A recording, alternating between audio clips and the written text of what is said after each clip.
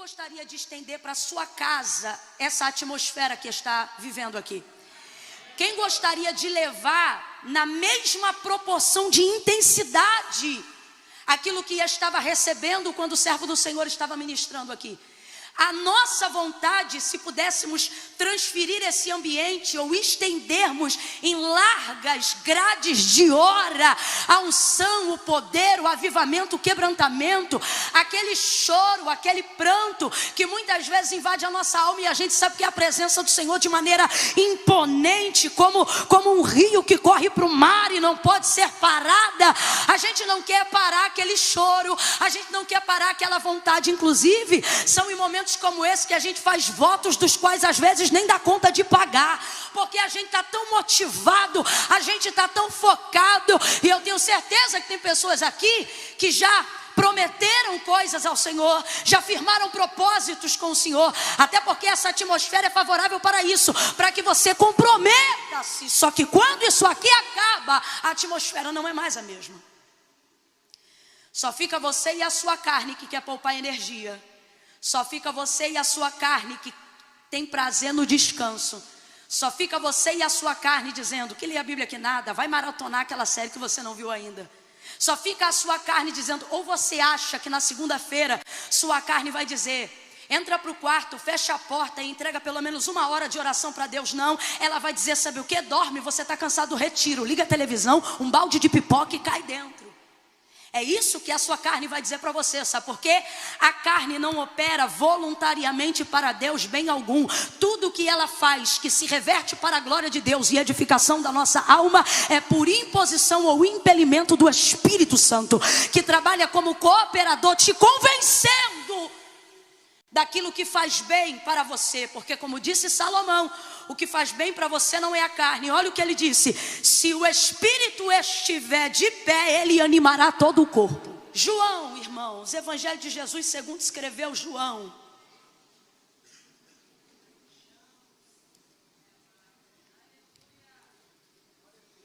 capítulo de número 9, moço da água.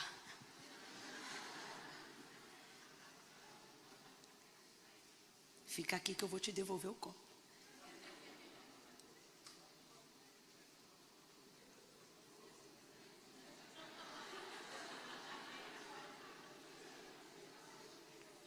Só mais um pouquinho, peraí. Obrigada.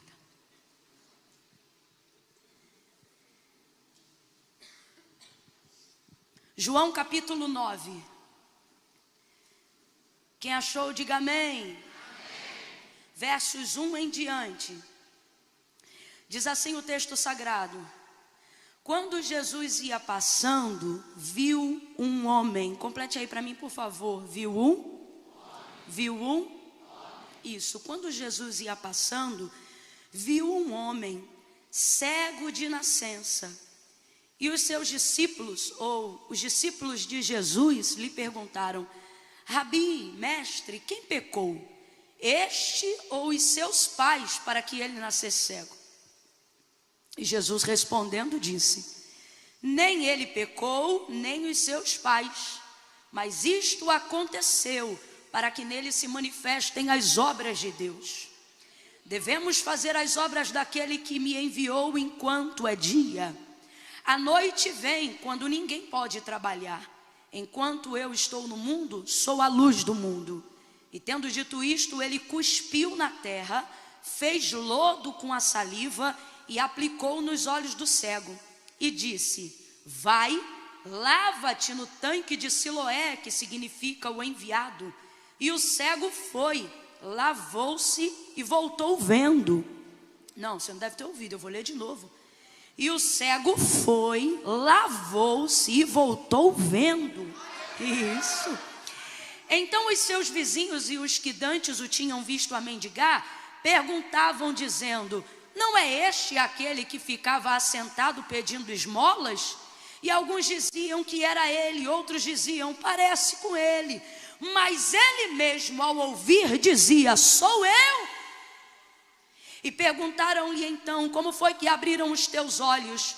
E ele respondeu dizendo, o homem chamado Jesus, oh aleluia, O homem chamado Jesus fez lodo, untou-me os olhos e disse: vai ao tanque de Siloé e lava-te. Então eu fui, lavei-me e pude ver. Verso de número 19. Perguntaram aos pais desse moço: este é o vosso filho? É ele o que vocês dizem ter nascido cego? Como é que agora então ele enxerga? E os pais responderam: sabemos que este é nosso filho e que verdadeiramente nasceu cego. Mas que agora como que ele vê ou quem lhe abriu os olhos não sabemos, mas ele tem idade. Pergunte para ele e ele falará por si próprio. Seus pais diziam isso porque temiam os judeus, pois já os judeus haviam resolvido que quem confessasse naqueles dias ser e dizer que Jesus era o Cristo, deveria ser expulso da sinagoga. Foi por isso que eles disseram: tem idade, pergunte para ele. Chamaram então o homem que havia sido dantes cego pela segunda vez e disseram para ele: dá glória a Deus, porque sabemos que esse que tu dizes que te curou, ele é pecador. E respondendo o homem disse: se é pecador ou não, eu não sei. De uma coisa eu sei, que eu era cego e agora vejo. Oh, diga amém por essa palavra. Diga glória a Deus por essa palavra. Oh, glória a Jesus, aleluia. Botar despertador aqui, porque vira vigília fácil. Oh, glória a Jesus, aleluia, aleluia. Eu estava ali sentada, me lembrando da minha mocidade, que tem pouquíssimo tempo. E eu estava ali pensando, como quando conheci Jesus e quando conheci o seu amor, porque eu não nasci num lar cristão, eu fiquei, o que eu digo, né, para o pessoal lá de casa, e quem me conhece dessa época sabe, eu fiquei maluca no Senhor. O que é maluca no Senhor? É quando você topa toda loucura, você está tão apaixonado por Jesus que você não mede nada. Algumas pessoas chamam isso de primeiro amor, mas eu na verdade estou nesse único amor até hoje. Eu de verdade tenho pedido a Deus para amá-lo cada dia mais, nunca menos. E percebo que realmente o Espírito Santo tem trabalhado para que eu possa continuar oferecendo essa súplica diante de Deus e Ele possa continuar me recebendo essa oração. Aí deu vitória para você, ou te privou do teu galardão. Brincadeira, obrigada, viu? E eu me lembro nessa época, eu estava tão focada em Jesus, eu queria tanto Jesus, você não está entendendo. Eu olhava a Bíblia e quando falava ali, eu via a história de Moisés, quando ele descia com o rosto brilhando, eu dizia: Moisés vai ficar no céu dizendo: quem é essa que quer tomar meu lugar? Porque eu vou ficar com o rosto brilhando, de tanto que eu vou consagrar, de tanto que eu vou buscar. Eu olhava Daniel e eu dizia: se ele orava 3 vezes ao dia, eu vou orar 4. Eu dizia: eu quero orar 4, Senhor, porque eu não quero que tu tenha saudade de Daniel. E depois eu descobri Davi, aí fiquei mais maluca ainda. Aí eu disse: o quê? Davi era isso tudo para o Senhor? Pois agora então o Senhor não vai ter mais falta e nem saudade de Davi, eu vou ser da véia. Ninguém me segura mais.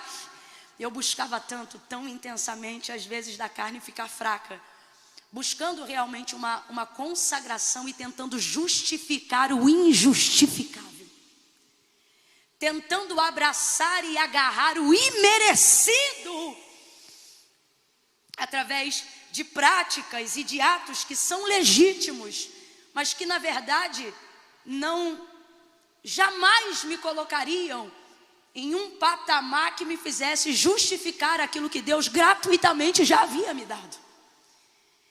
E aí eu comecei a falhar, porque a gente falha. Olha para quem está do teu lado e diga: a gente falha. Olha para mim, Deus não te fez para ser sobrenatural. Quando Ele te criou, Ele te fez humano, ser humano. E a verdade é que quando a gente conhece ao Senhor e experimenta o seu sobrenatural, o seu extraordinário, a gente quer prolongar esse período com o sobrenatural. Quem está entendendo, diga amém. Por exemplo, quem gostaria de estender para a sua casa essa atmosfera que está vivendo aqui?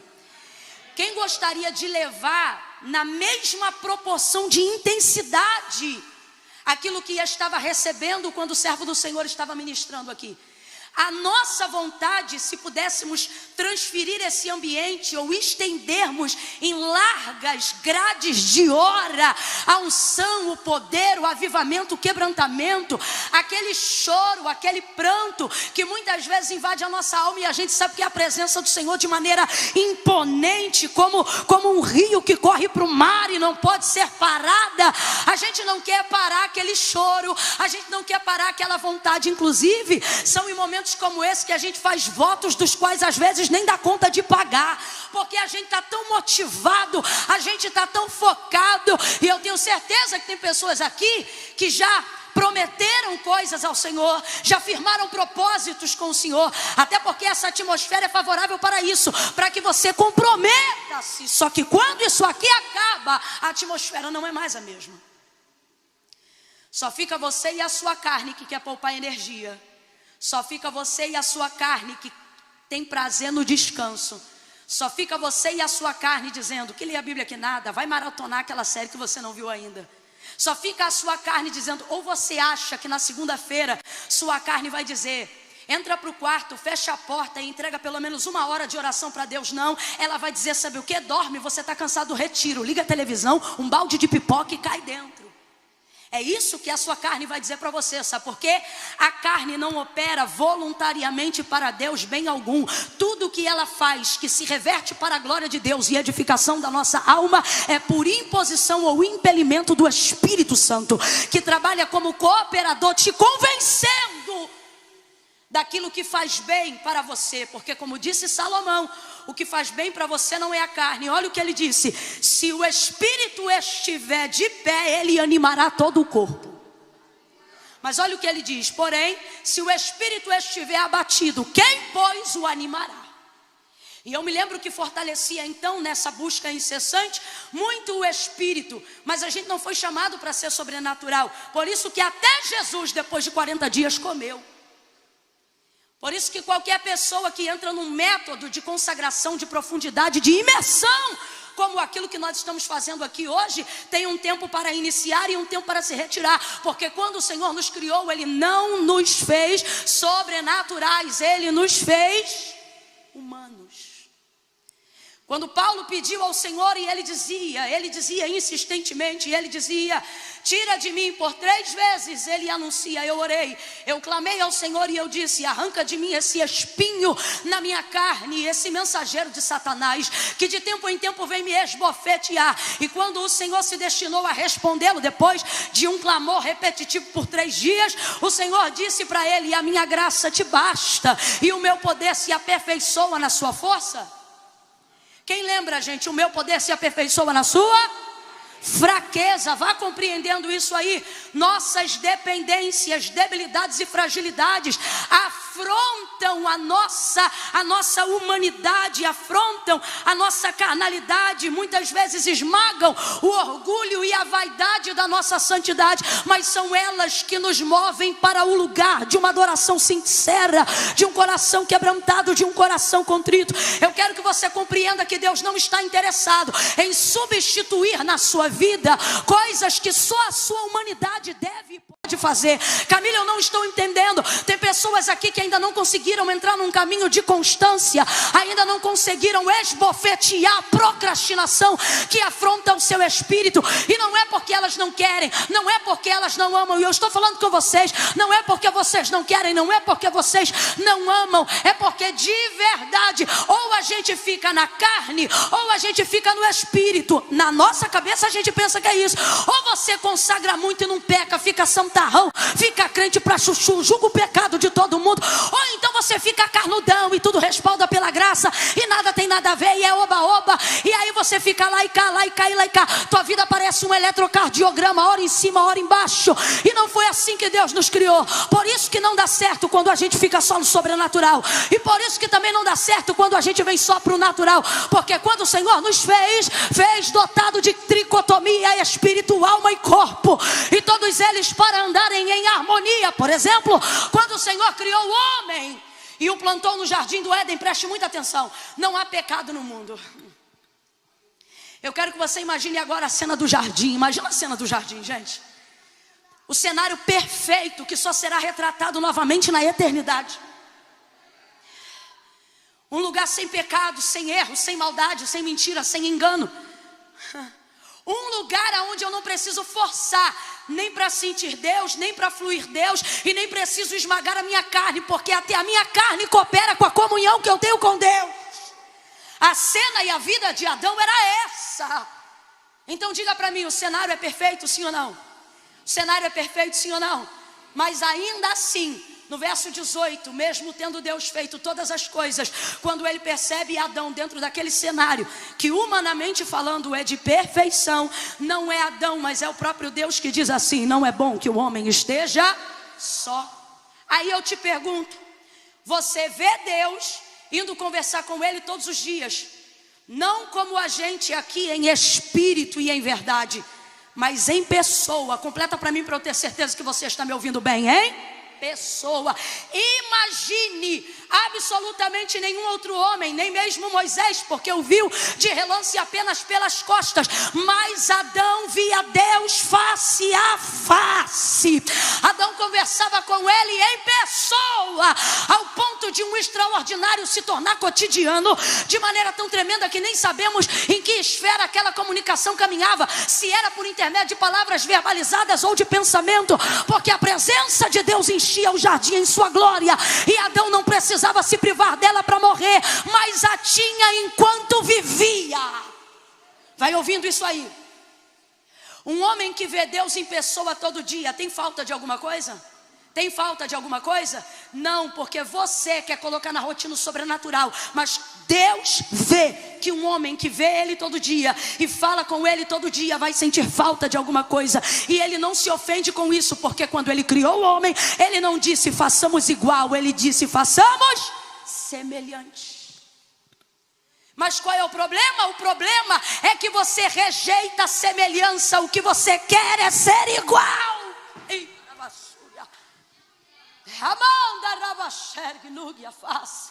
A gente quer ser igual. A gente não percebe que quer ser igual, porque ninguém aqui em sã consciência quer tocar na glória de Deus. Mas por que eu estou dizendo que ainda assim a gente quer ser igual? Não admitimos nossas fraquezas, não perdoamos os nossos fracassos, colocamos a nossa consciência com uma culpa tão grande que não falamos com Deus depois de um tempo sem falarmos com Ele, porque sentimos vergonha, dizendo eu deveria buscar mais a Deus, eu deveria estar mais na presença de Deus, mas como eu já estou tanto tempo sem falar com Deus, eu tenho vergonha de falar com Ele, e pensa que isso é consciência, quando na verdade é a sua consciência de culpa, te culpando e te punindo, porque Deus perdoa, Deus te quer de volta, Deus te chama pelo nome, porém você não admite ser tão falho, porque Deus é tão perfeito que Ele merece o teu melhor, e aí por você não me conseguir entregar a régua do teu melhor, você tem se distanciado cada dia mais,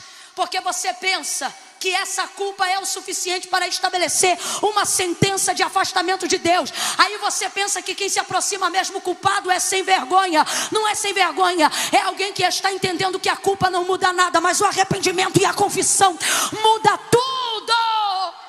É alguém que se aceita, é alguém que compreende que realmente é falho. E a palavra de Deus é muito clara: um coração contrito e quebrantado não desprezará o Senhor. E por que eu estou falando isso ainda antes de entrar no texto sagrado? E tem tudo a ver, porque quantos de nós estamos deixando de viver em intensidade, em profundidade com Deus, porque achamos que a nossa humanidade e a nossa natureza criada por Deus nos afasta dele, quando na verdade era isso que Deus ia encontrar-se com Adão todos os dias. Ele vê Deus, Deus o vê, e ainda assim ele diz: não é bom que o homem esteja só. E por que então o Senhor entrega uma esposa para ele, uma mulher para ele? Porque o Senhor sabe que existem áreas da vida de Adão que, nem sendo ele Deus, ele preencherá. E por que não preencherá? Porque não o cabe, porque Deus não o fez igual, Deus o fez semelhante. Então quem está criando problema com isso é você. E por que eu estou dizendo isso? Porque Deus conhece a nossa humanidade, e através da nossa humanidade usará caminhos para melhorar e estreitar o relacionamento conosco. Suas fraquezas não determinam seu fim, elas determinam apenas o ponto de partida de por onde Deus começa a agir. A Bíblia é clara texto diz que Jesus ia passando, e passando viu um homem. Complete aí para mim, por favor. Passando ele viu um. Só que quando os discípulos perguntam imediatamente, vendo que Jesus parou para observá-lo, imediatamente a vida do homem vira tese teológica. E eles começam a perguntar: Rabi, quem pecou? Este ou os seus pais, para que ele nascesse cego? Completa aí, igreja, para que ele nascesse.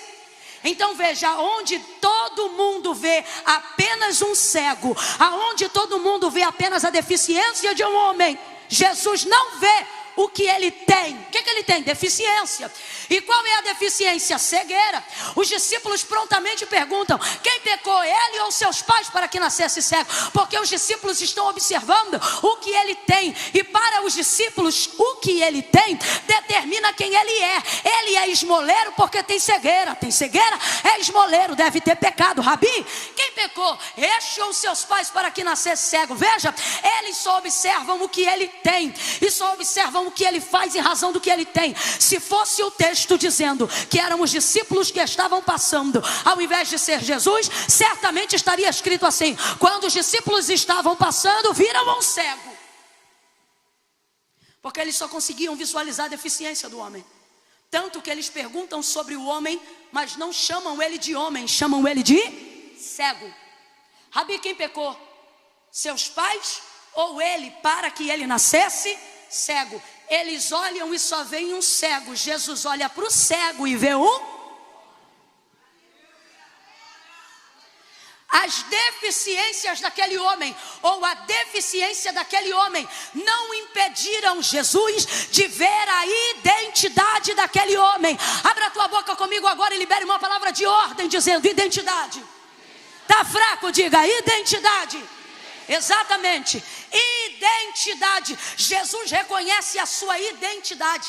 Ele sabe quem você é. Por isso ele diz: eu sei que pensamentos tenho de vós, diz o Senhor, pensamentos de paz e não de mal, para vos dar o fim que desejais. Eu já falei isso 1000 vezes e vou falar quantas 1000 vezes o Senhor mandar. Baseado nessa palavra, Deus está dizendo categoricamente a esta Israel, que vive se sentindo rejeitada, que vive sentindo que precisa de outros deuses, que vive sentindo que precisa se assemelhar a outras nações para ser igual a elas, porque não aceita a sua identidade definida. E qual é a identidade de Israel? Você não é o que dizem que você é. Você também não é o que a sua mente diz que você é. Você é quem eu estou dizendo que você é. Você nasceu no meu pensamento antes de nascer no ventre da sua mãe, antes de nascer na casa que te abrigou. Mas não, você fica buscando referências humanas para estabelecer a sua identidade divina. E aí quando você se depara com as suas deficiências, você começa a pensar que você é o que você tem. Por que tem gente que bugou na pandemia? Porque parou de produzir. E quando parou de produzir, bugou, porque esqueceu-se de quem era. Porque achou que era só o que fazia, achou que era só o que tinha. E você diz: Camila, se eu não tenho nenhuma deficiência tão relevante como essa, está ministrando essa palavra por quê? E o Senhor está dizendo: você tem deficiências, e essa aqui que ele tem não são as piores, mas a que você traz desde o ventre da sua mãe é pior. E não sou eu que estou dizendo, foi Davi que disse, Jeremias que falou. Eles disseram: em pecado fui gerado, e em pecado me concebeu a minha mãe. O Senhor é claro e ele diz: todos pecaram e destituídos foram da glória de Deus. O homem que diz que não peca já pecou mentindo, porque mentiroso é todo aquele que diz que não peca ou que não é pecador. São deficiências que a gente quer largar. Todo mundo aqui quer ser melhor para o Senhor. O problema é que em algum momento da nossa vida elas gritam tão alto que a gente pensa que a obra que Deus gostaria de começar na nossa vida, no ministério que Ele nos confiou, Ele não será capaz de concluir. Por quê? Porque essas deficiências são tão grandes que eu acho que Deus vai ter que acabar antes mesmo de começar. Porque você pensa que o que você fez é tão feio e a sua inconstância é tão desagradável e você anda tão aborrecido consigo mesmo, consigo mesma, que você pensa que isso reflete a mesma coisa que Deus pensa a seu respeito. O que é isso? De um tempo para cá, por causa dessas deficiências, você está começando a pensar que Deus pensa de você o que você pensa de si mesmo. Só que Ele está dizendo: eu não penso de você o que você pensa de si mesmo. Olha que coisa interessante. Aonde todos só veem um cego, Jesus consegue ver o homem. Jesus tem essa capacidade de olhar para o mesmo lugar que outras pessoas estão olhando e ver o que absolutamente ninguém está vendo. Jesus olha para um lugar que todas as pessoas estão olhando e as pessoas só veem o que está diante dos seus olhos, e ele vê o que está por trás dos olhos que sofrem. Jesus, por exemplo, se passasse na Cracolândia, quando a gente passa lá, alguém olha e aponta e diz: olha, ali vai um cracudo. Jesus olha para o mesmo cracudo e diz: olha, ali tem um menino. Num prostíbulo ou num ponto de prostituição, humanamente falando, por causa daquilo que alguém faz, a gente define a identidade daquela pessoa por aquilo que ela está fazendo. Então a gente passa e diz: olha, é uma prostituta. Jesus passa olhando para a mesma prostituta, e antes de ver o que ela faz, ele consegue enxergar quem ela é. Ele olha e ele diz: olha, uma mulher. Ele tem essa capacidade. E Jesus está dizendo aqui: ei, antes de tudo que te afronta, que te humilha, que te diminui, eu estou contemplando a sua humanidade, e eu não quero que você se afaste dela para me alcançar, porque é confessando suas fraquezas que você se aproxima de mim. Quantos preferem manter distância? Eu vou dizer por quê. Porque a distância preserva a imagem que eu quero que você tenha de mim. Por que tem gente que na rede social é tão legal, mas pessoalmente não consegue estabelecer contato? Porque na rede eu consigo passar para você a imagem que eu quero que você tenha de mim. Mas intimidade e proximidade revela defeito.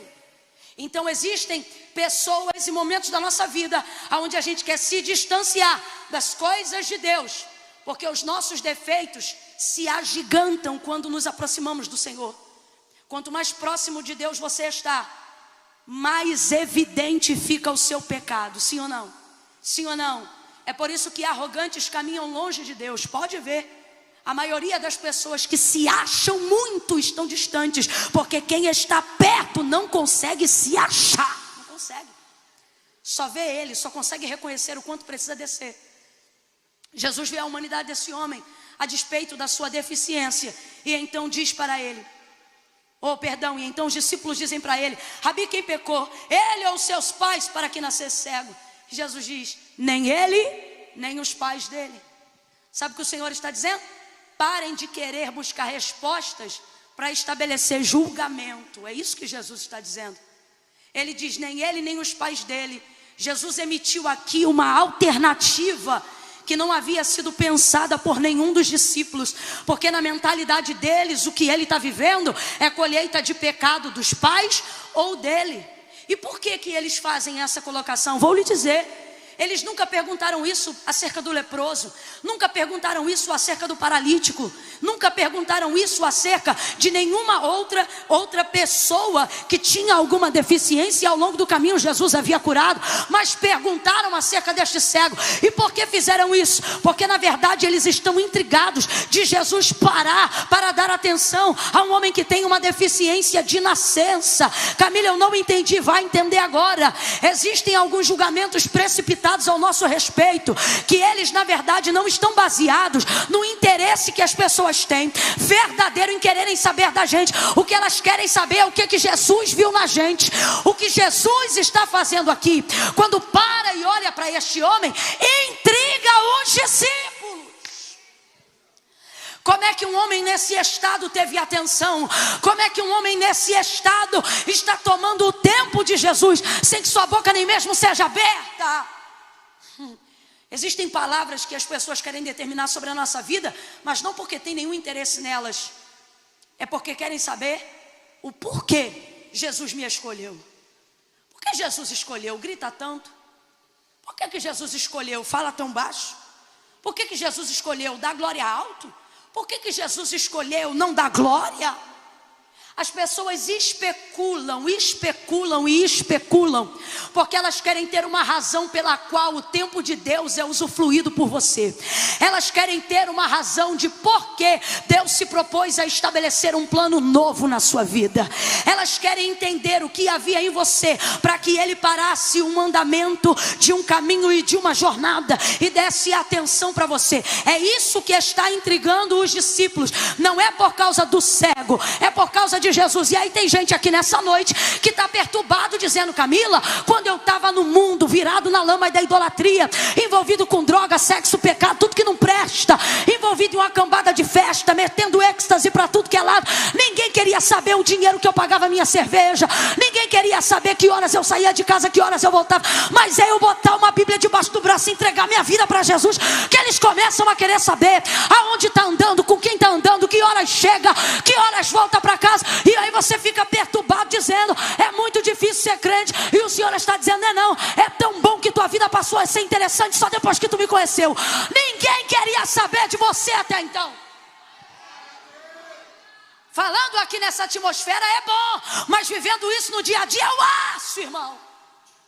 Ou irritação. Querem saber e especulam. Olha para quem está do teu lado e diga: estão especulando você. Você pode não saber, mas tem almoço, que quem está sendo servido é você. É sim. E eu não estou falando isso para te amedrontar. Eu estou falando isso para dizer: dorme em paz. Porque você está tentando trazer para as pessoas uma resposta que nem você tem. Então o que você começa a fazer? No caso nosso, não no dele. Você começa a viver um tipo de vida que seja o suficiente para responder às especulações que as pessoas andam tendo a seu respeito, para saber se você é crente de verdade, se é bom marido de verdade, se é bom pastor de verdade, se é uma pessoa generosa de verdade. Você começa a viver uma vida para corresponder às expectativas e às especulações dos outros. Aí você vai ficando cansado de servir, cansado de adorar, e no final acha que difícil é o evangelho. Não, não é. Difícil é que você percebeu que por causa da perseguição e da especulação, você começou a usar toda a sua energia, toda a sua devoção para ter status social de santidade e tentar calar a boca do povo com teu testemunho, e isso está te esgotando. Deus me trouxe aqui nessa noite para dizer: você não tem a resposta que eles procuram. Você não tem obrigação de corresponder à expectativa de nenhum especulador. Usa a tua energia para me adorar em espírito e em verdade. Não foi você que parou e olhou para mim, fui eu que parei e olhei para você.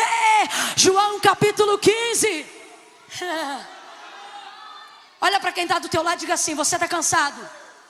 Diga: está cansado? Não é de culto, é de tentar dar resposta. Você não está cansado de ministério. Você está cansado de ter que se esforçar para mostrar que a unção é verdadeira. Você não está cansado da palavra. Não. Você está cansado porque está usando tudo que Deus te deu para servir a Ele, servindo às expectativas que estão sendo debruçadas sobre você, de gente que emoldura você dentro de um lugar onde nem eles se colocam. E você acha que tem que atender essas expectativas. É disso que você está cansado. Só que a exemplo da vida do cego, nós vamos sair daqui nessa noite entendendo o que Jesus explicou. E João escreveu no capítulo 15, quando ele disse: não fostes vós. Olha o que o texto diz: e passando Jesus, viu um homem. Então presta atenção, o homem era cego. Passando Jesus, viu um homem. Quem viu quem? Jesus viu quem? E o homem era... podia ver a Cristo? Então quem viu quem? Quem viu quem? Jesus está dizendo: você quer dar através da sua vida respostas que só eu posso dar, porque quem te escolheu fui eu. Quem sabe o motivo pelo qual eu te escolhi fui eu. Não fostes vós que escolhestes a mim, mas eu que vos escolhi a vós. Fala a verdade, fala a verdade. Você também não sabe o que ele viu. Fala sério. Não sabe o que ele viu. Tem coisas que só a eternidade vai revelar. A canção que o irmão Wesley cantou aqui, ele disse que tem sido a canção da vida dele, tem sido a canção da minha vida há mais de 30 dias. E interessante que eu fui capturada por essa canção, não só pela melodia, harmonia maravilhosa, voz impecável, mas por uma parte que diz desprezível. E eu comecei a perceber que realmente eu não fluiria em nenhuma outra coisa senão no chamado do Senhor. E aí o Senhor começou a me lembrar dizendo: eu não te escolhi porque você era boa, eu te escolhi porque se eu não te escolhesse ninguém te escolheria, porque você era desprezível. Então como é que eu vou responder a indagação de pessoas que especulam e criam julgamentos precipitados a meu e a seu respeito, se eu também não tenho essa resposta? Eu não vou mais me martirizar. E Deus trouxe gente hoje aqui para dizer: eu não quero você se martirizando. Eu não quero você em conversa fiada de WhatsApp. Eu não quero ver você batendo boca em Facebook. Eu não quero ver você printando coisa e mandando pelo direct para tentar explicar isso ou aquilo. O Senhor está dizendo a quem tem ouvidos aqui, para que possa ouvir. Ele está dizendo: pare, porque essas indagações não são sobre você, mas são sobre aquilo que eu vi em você. Agora tem uma coisa boa, e se eu fosse você, começava a reagir debaixo dessa palavra, porque quando eles perguntam, ou foi ele ou foi os pais, Jesus chega dizendo: nem ele nem os pais, isto aconteceu para que a obra do meu Pai se manifeste aqui na terra. Sabe o que ele está dizendo? Isso não é sobre ele, nem sobre os que vieram antes dele, isso é sobre Deus, isso é sobre Deus, porque dele, por ele, nele e para ele são todas as coisas. Oh, aleluia! Nem ele nem os pais. Isso aconteceu para se manifestar nele a obra do meu Pai. Aí ele cospe, faz lama, lodo e aplica nos olhos do cego. Vamos embora lá. Aplica onde? Aonde? Aplica nos olhos do cego. Aplicou nos braços, nas pernas, somente na área da deficiência. Jesus faz isso por aproximação. Preste muita atenção. Jesus faz isso por aproximação. Quando a cura começa por aproximação, você não pode permitir com que aquilo que você carrega, com que a deficiência que faz você se sentir humilhado, te afaste dele. Ainda que envergonhado, ainda que constrangido, você precisa se aproximar, porque a cura começa na aproximação. Deus está dizendo a alguém aqui nessa noite: chegue mais perto. Chegue mais perto. E você diz: Camila, eu sinto que não posso chegar mais perto. Algumas pessoas aqui que estão como Gideão, algumas pessoas aqui estão como Eliseu, se aproximando tanto da glória de Deus que ao invés de pensar que vai receber algo para viver, estão achando que vão morrer. Meu pai, carros de Israel e seus cavaleiros, porque a glória de Deus assusta. Por que disseram a Moisés: vai você? Vendo a manifestação de Deus no Sinai, porque a glória de Deus não só maravilha, ela também assombra. E tem gente que está vivendo só o período do assombramento, do quão terrível é este lugar. E o Senhor está dizendo: esse lugar é terrível, mas é também maravilhoso. Esse lugar é terrível, mas é também curador. Este lugar é terrível, ele confronta, mas ele também é restaurador. Eu não sei para quem, mas Deus está dizendo nessa noite para alguém: chegue mais perto. Camila, como é que eu vou chegar mais perto? Eu estou morando com um homem que eu não sou casada. Assim diz o Senhor: chega mais perto.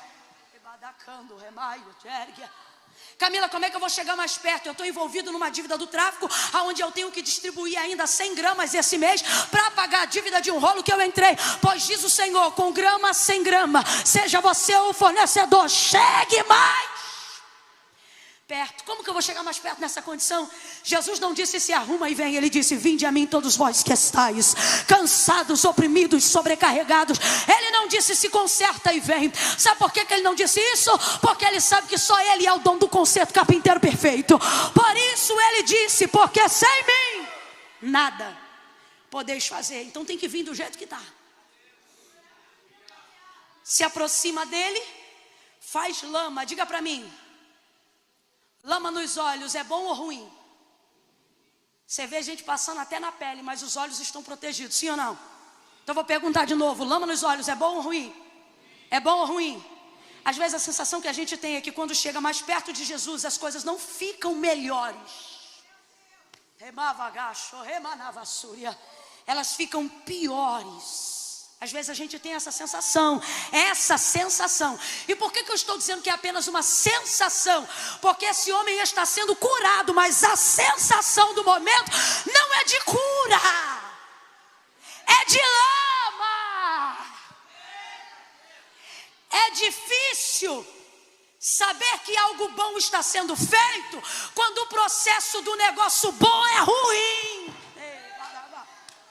Então a gente começa a pensar que na verdade estar tão perto não é tão bom. E o Senhor está dizendo, quanto mais perto você chega, melhor você vai ver que é. Ele pega e coloca a lama nos olhos. Que momento é esse? É o período que ele vai denunciar a área da deficiência. Ele vai expor a área da deficiência. Jesus fez algo semelhante com o cego de Betsaida, mas foi tão desagradável quanto essa cena, ou pior. O do cego de Betsaida, ele não cuspiu no chão. O texto diz que ele cuspiu nos olhos do cego. Imagina a pessoa. E pá!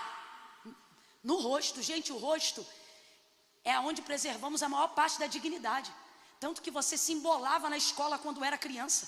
Ou alguém podia até te bater, mas se desse na cara. Na cara não. Lembra disso?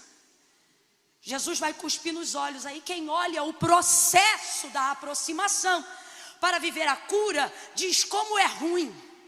Eu não quero isso para mim. Esse confronto, essa denúncia, essa confissão. Alguém olha e diz, quem está de longe, vendo Jesus curando o cego de Betsaida, por exemplo, podia dizer assim, olha como Jesus está cuspindo no cego. Mas quem está de perto e sabe que ele vai ser curado, compreende, ao invés de dizer, olha Jesus cuspindo no cego, vai dizer, veja, Jesus está cuspindo na cegueira. O que é isso? Cuspe é desprezo. Completa para mim para saber que você ainda está comigo. Cuspe é o último grau do desprezo. O último grau do desprezo não é tapa na cara. O último grau do desprezo é vômito ou cusparada. Quando você está em sã consciência, você cospe, denuncia desprezo por algo, enjoo, asco por algo. Alguém vê Jesus cuspindo aquele cego e poderia pensar, olha como Jesus é mau, ele está cuspindo no cego, porque o cuspe é desprezo. Mas o que ele está dizendo é, eu não desprezo o homem, eu vou humilhar essa deficiência. Por isso ele cospe nos olhos do cego. Ele está dizendo, isso para mim não é. Isso é que é o desprezo. O que é desprezar? Preste atenção. Desprezar é sentir ódio? Não, porque quem sente ódio também pode sentir amor. A linha tênue que separa uma coisa da outra, o antônimo de cada um é exatamente esse. Se de um lado tiver ódio, do outro lado tem amor. Se do outro lado tiver amor, sempre estará também à beira do ódio. Os casados que te contem essa história. Ora você está amando, ora o pau canta. Ora o pau canta, ora está tudo bem. Tem alguém dizendo, Deus está falando. Então quem expressa ódio, ainda expressa envolvimento, por pior que seja. Mas quem expressa desprezo, indiferença, está dizendo, tal coisa para mim não significa. É isso que Jesus faz com o cego de Betsaida. E é isso que, fazendo uso do cuspe agora, ele vai fazer com o cego de nascença. Então ele prepara o lodo e coloca. A aproximação não melhora a sensação.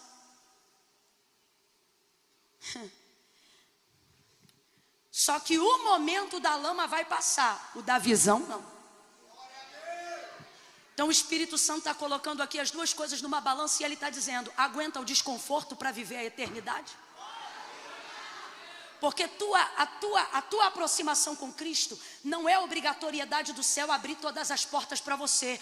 A tua aproximação com Cristo não significa que o pecado que você vai renunciar vai se tornar fácil e você não vai ter mais dificuldade de sentir o cheiro daquilo, de ver aquela pessoa. Eu estou muito irritada porque eu estou percebendo que as pessoas estão achando que pregação do Evangelho é ministração da felicidade. É como se a gente dissesse, conhece o Evangelho? Aprenda a ser feliz. E isso na verdade não tem a ver com felicidade.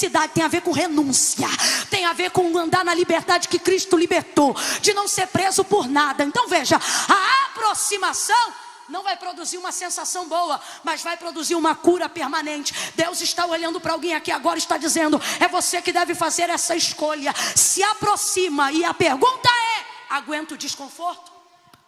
O desconforto de ver Deus entrando na tua casa, olhando para a programação da tua televisão e dizer, esse canal eu não assisto.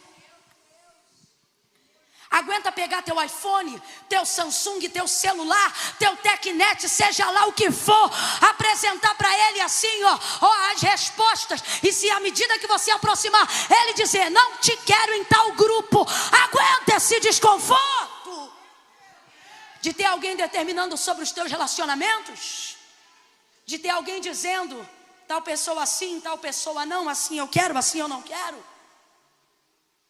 Agora, se isso vale algo permanente que não pode ser removido, nem por julgamento e nem circunstância nenhuma, Deus está me autorizando a dizer: você então já deveria ter feito. Jogou a lama, e aí ele joga a lama e diz assim: vai no tanque de Siloé e lava-te. Vamos lá, Jesus jogou a lama. Vamos botar a lama aqui? Jesus jogou a... Vem, gente, Jesus jogou a... Mas quem jogou a água? Cego. A lama foi com Jesus, mas a água... Isso aqui é um milagre participativo. Olha o que Jesus está dizendo. Vou fazer aquilo que só eu posso. Você vai lá e faz o que você pode. Caiu um lenço aí. Ele vai até o tanque de Siloé e lava o rosto. Ouça isso. Ele vai até o tanque de Siloé e lava o rosto. Quando ele lava o rosto, ele percebe que ele está enxergando. Provavelmente as primeiras coisas que ele vê, ou é o próprio reflexo de seu rosto na água. Imagine alguém que nasceu desde que se entende por gente, mas não se conhece. Eu acho que antes de querer ver qualquer pessoa, ele gostaria de ver.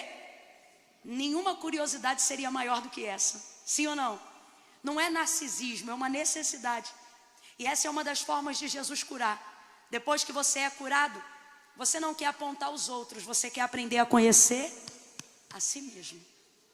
Jesus então joga a lama, ele joga a água, ele começa a se lavar. Provavelmente em seguida deve ter visto as suas mãos. Não sei, eu sei de uma coisa: esse homem passa a saber que está enxergando. Mas preste atenção e tente responder com a maior objetividade possível. Você acredita que a manifestação da cura que aquele cego acabara de viver, sendo ele cego desde a nascença, aconteceu quando Jesus colocou as mãos com a lama? Ou seja, quando Jesus jogou a lama ou quando ele jogou a água? Você acha que a cura aconteceu quando ele jogou a água? Vou perguntar de novo. Você acha que este homem foi curado imediatamente? Em que momento? Quando jogou a água ou quando Jesus... Não me irrita não. Ou quando Jesus jogou a lama? Agora, quem curou ele? A lama ou Jesus? A lama ou Jesus? Só um cura, gente. O restante medica. Curar, só um cura. Então quem curou ele? E em que momento ele foi curado? Quando Jesus jogou a lama nos olhos do cego, imediatamente ele foi curado, porque quem cura é Jesus. Só que ele não podia ver e não tinha nem reflexo de luz. Quando você fecha os olhos, você percebe que tem luz? Sim ou não? Sim ou não? Sim ou não? Se não percebeu, procure um oftalmo, tem alguma coisa errada. Toda a pálpebra fechada tem reflexo de luz, ainda que a retina esteja bloqueada, fechada. Então veja, mas ele não viu reflexo de luz e nem nada, porque Jesus não jogou só cuspe, mas ele jogou lama e bloqueou toda e qualquer exposição de luz. Então ele está curado imediatamente na hora que Jesus impõe as suas mãos sobre ele. Ele não vai ao tanque de Siloé para receber visão, ele vai ao tanque de Siloé para remover a lama. A cura, quem fez foi Jesus. E fez na hora que tocou. Aleluia. Mas o cego não sabe que está curado. Mas eu e você conhecemos o texto, responda aí. Está curado ou não está? Está curado ou não está? Mas ele ainda não? Então ele não vai ao tanque de Siloé para ser curado. Ele vai ao tanque de Siloé para saber que já foi curado. Escute isso. Agora vamos aqui imaginar uma cena. Imagine que Jesus jogou lama nos olhos dele por volta das 10 horas da manhã. E ele já no caminho, cansado, pensou: quando der meio-dia eu vou lá. Ele estaria curado desde as, mas só iria saber.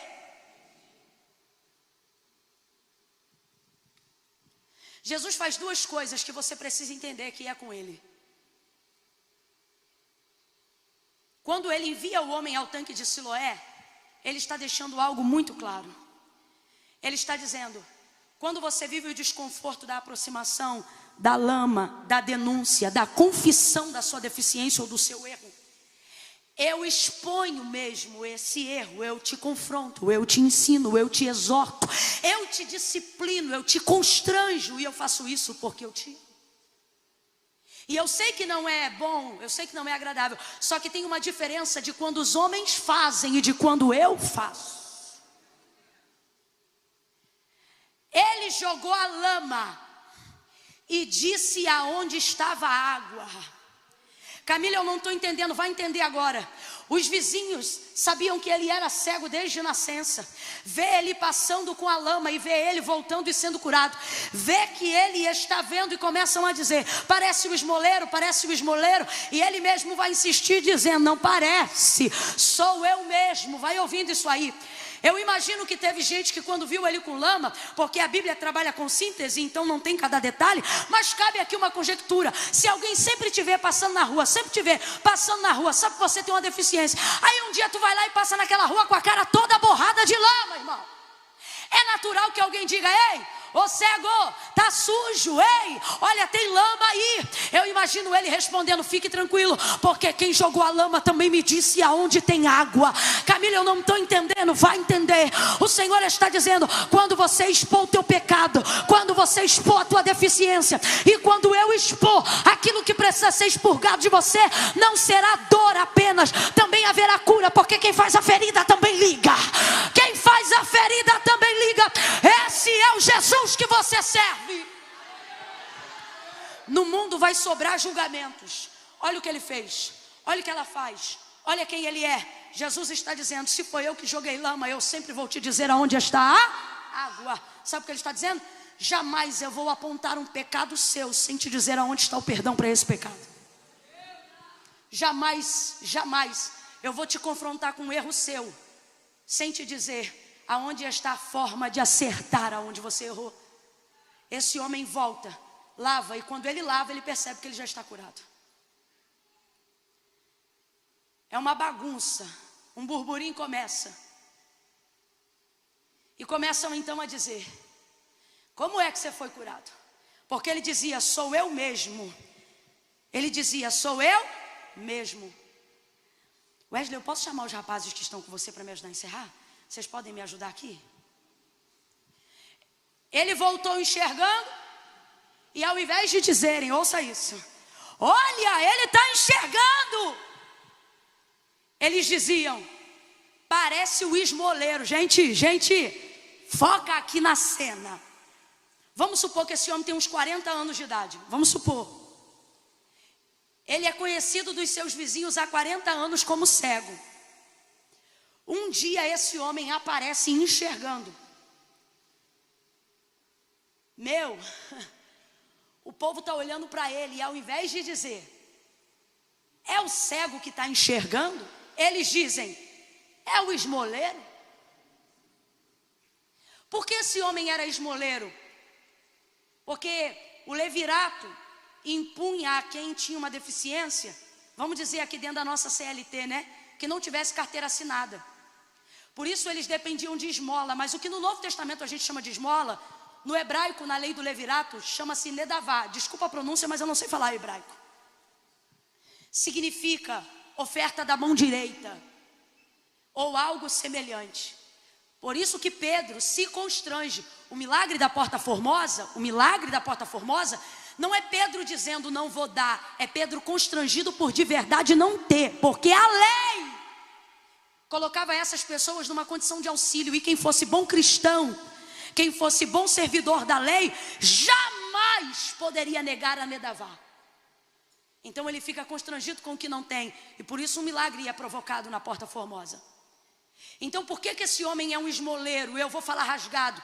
Não é porque ele é um displicente, não é porque ele é um negligente, é porque a lei impõe que ele não trabalhe e que ele seja subsidiado por aqueles que praticam justiça.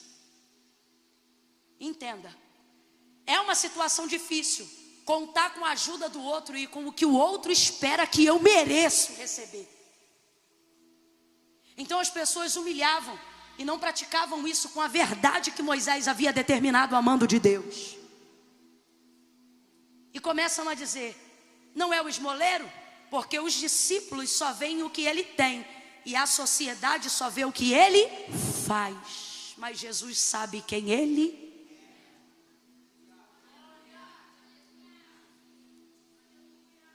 Jesus sabe quem você é. Oh, meu Deus. Os homens e os vizinhos de vez, ao invés de dizerem: olha, ele está enxergando. Não. Eles diziam: não é o esmoleiro? Não é o que pede esmola? E eu acho bacana porque ele não troca de calçada. Ele vai para cima deles dizendo: sou eu mesmo. Sabe o que ele está dizendo? Sou a mesma pessoa, só não faço mais as mesmas coisas. Ele vai continuar sendo o homem que ele sempre foi e que Jesus viu. Só que agora não vai precisar pedir esmola. Quando Deus entra na tua vida, Ele não precisa te obrigar a dizer o que você não tem que fazer. É você que, entendendo quem você é, sabe o que não pode e o que não precisa mais fazer para sobreviver. Lavou. Aí agora os pais estão sendo questionados, porque ninguém podia dizer que Jesus fazia milagre ou que era o Cristo. Mandam chamar o homem e eu começo a entender porque que Jesus escolheu ele. Está ele agora dentro da sinagoga e os maiorais perguntam para ele: responda aí. Capturam ele e dizem: diga aí como é que você foi curado. Aí ele diz: o homem chamado Jesus jogou lama, eu joguei água e estou aqui vendo. Uma outra coisa que o deficiente não podia fazer era entrar no templo, e agora ele entrou. Só que a vida inteira ele nunca entrou, e agora ele entrou para ser indagado. Aí perguntam de novo: diga aí, porque querem meter-se na história, não querem que digam que essa obra foi Jesus que fez. Diga aí como é que você foi curado.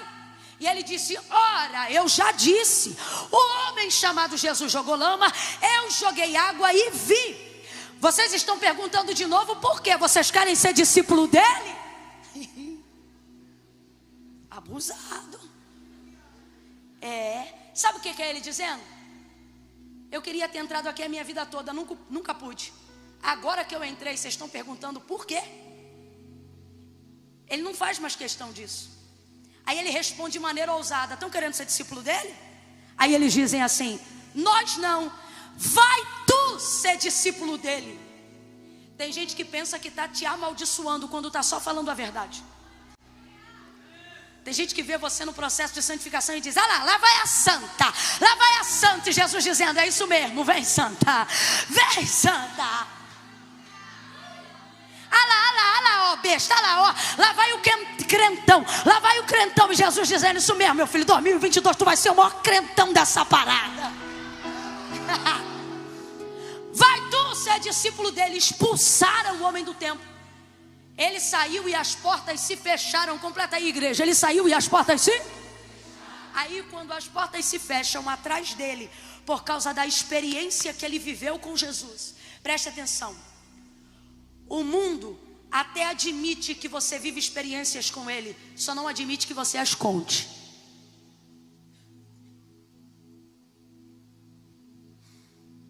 Quando você conta essas experiências, automaticamente portas começam a se fechar. E às vezes são portas de lugares que a gente sempre quis entrar. Quando as portas da sinagoga atrás dele se fecham, há um homem esperando ele do outro lado da calçada. E este homem não é brincadeira não. Eu me lembro. Ele mesmo disse: eu sou a porta pela qual as ovelhas passam. Oh! Jesus está do outro lado esperando o homem. Entenda. Compartilhe a tua experiência com Deus, ainda que portas se fechem, porque você vai ver que o que Deus tem para você é maior do que tudo que rejeitaram e tentaram impedir com que você vivesse até hoje, por causa da sua experiência. Quando ele chega do outro lado, Jesus está bem na frente dele. Mas responda para mim, ele sabe que é Jesus? Não, porque quando Jesus o curou, ele ainda era. E agora que ele está enxergando, não tem como identificá-lo. Aí Jesus vai fazer um negócio que eu amo, porque quando ele é bom, mas quando ele é terrível, ele é melhor ainda. Aí ele diz assim: homem, tu crê que o homem que te curou é o Filho do Deus vivo? Aí o sonso, que é o homem, para ter certeza, ele diz: como crerei se não sei quem é? Ele não sabia quem era a imagem, mas ele conhecia a voz. Só que ele quer ter.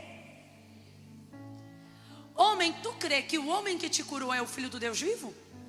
Como crerei se não sei quem é? Jesus diz: sou eu que falo contigo. Ele diz: creio. Creu na hora porque Jesus estava falando? Não. Creu porque já havia tido uma experiência com o Senhor. Então agora ele está apenas confessando. Está apenas confessando. Eu acho isso aqui lindo, sabe por quê? Jesus viu ele quando ele ainda não via. Jesus amou ele quando ele ainda nem sabia quem era Jesus. Essa história não é só dele, é nossa também.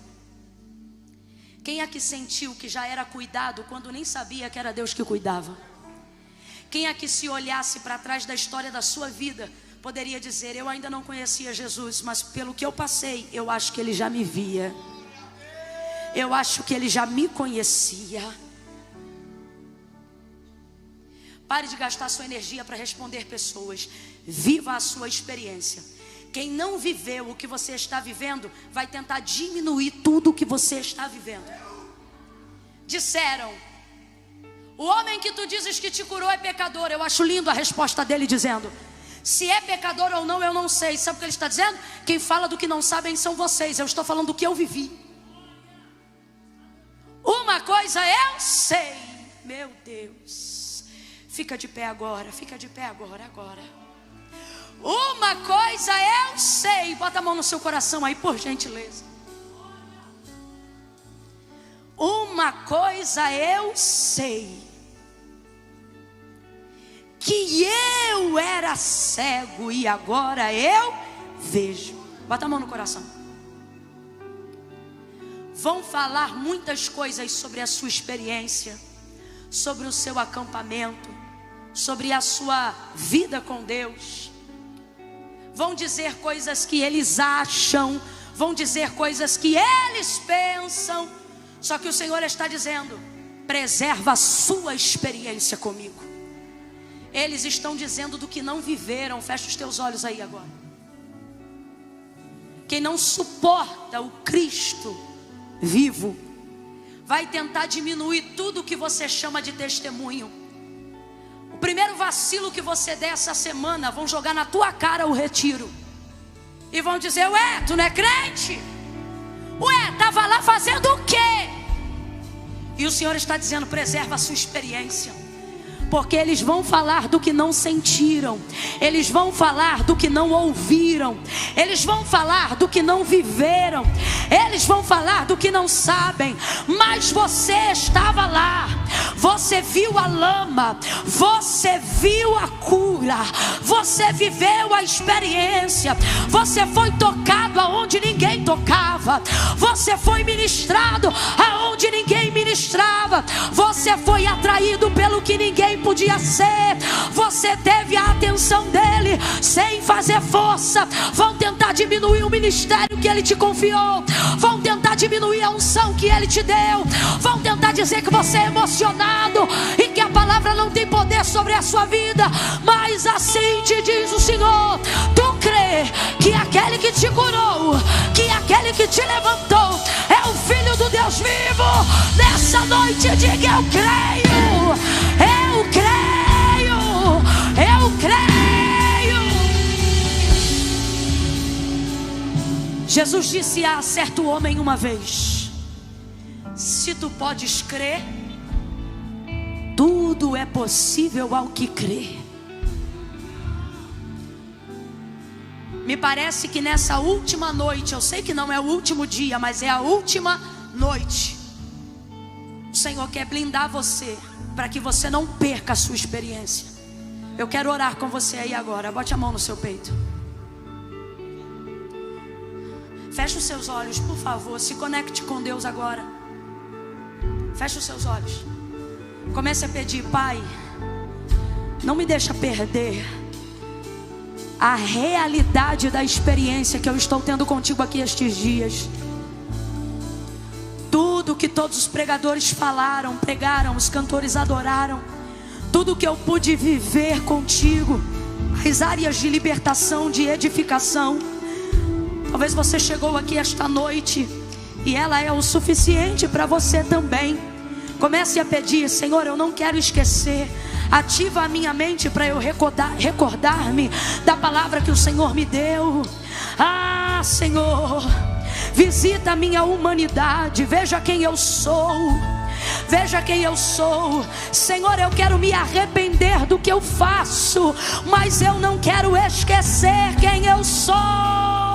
Porque tu me escolheste sendo eu quem sou. Tu me fizeste sendo eu quem sou. Tu me tecestes no ventre da minha mãe.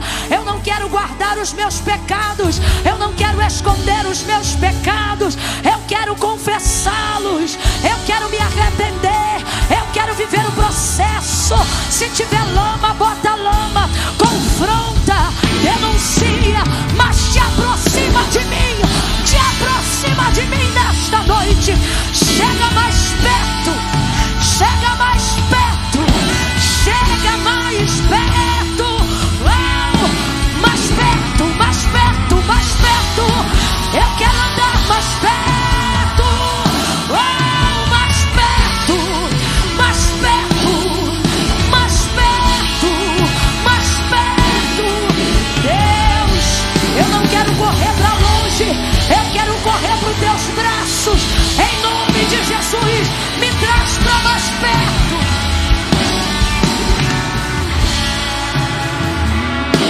Ainda que isso doa,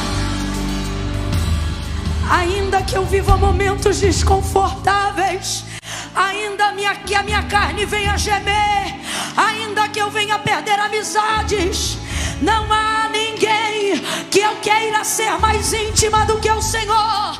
Não há ninguém que me aceita como eu sou, como o Senhor. Então eu não tenho interesse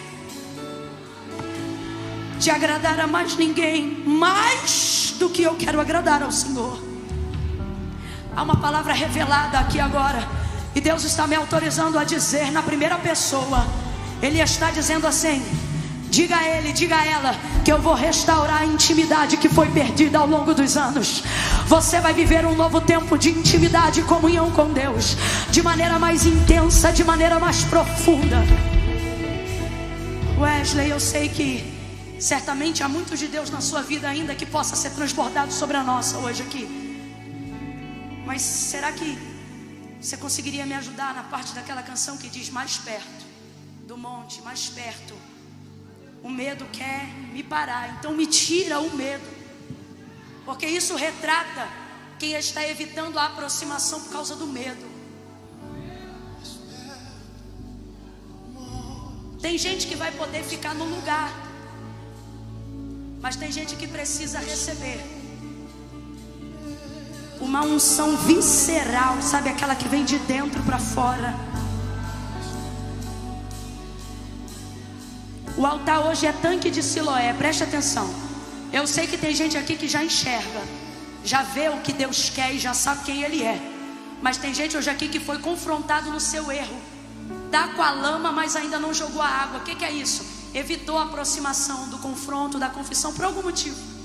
O Senhor está dizendo: você já está livre, já está curado, mas enquanto não jogar água não vai saber. Então eu só vou dizer uma vez: quem tem sensibilidade espiritual, seja guiado pelo Espírito agora. O altar é o tanque de Siloé. Se você precisa remover alguma coisa para completar o processo, o tanque de Siloé está aqui agora. Pai, em nome de Jesus, eu oro agora junto com todos aqueles que não querem mais estar no ponto que estão agora, travados por causa dos seus medos, das suas deficiências. Aonde houver alguém em casa agora, no trabalho, alguém ao alcance da voz profética, liberta essa pessoa de si mesma, de tudo que ela pensa e que ele pensa sobre si próprio, de toda a necessidade de corresponder a expectativas humanas. Liberta-nos disso, Senhor, e nos ajuda no processo do desconforto da confissão, no processo do desconforto da denúncia do nosso pecado. Aconteça o que acontecer, nós queremos viver essa experiência contigo, Pai. Assim como o Senhor tem me ungido neste tempo para viver uma nova experiência, eu compartilho agora desta mesma unção. Aonde houver alguém ao alcance da voz profética, receba esta unção que inaugura um novo ciclo, esta unção que te chama a um nível mais profundo de intimidade com Deus, Oh, não deixa, Senhor, ninguém tocar, não deixa, blinda essa vida, blinda essa pessoa, que hoje, aqui e agora, ela seja renovada. Recebe renovo, recebe renovo, recebe renovo. Seja renovada, renovado, para viver um novo tempo de intimidade, de comunhão e de experiências como teu Deus. Jesus. Quem está de joelho, fique de pé agora.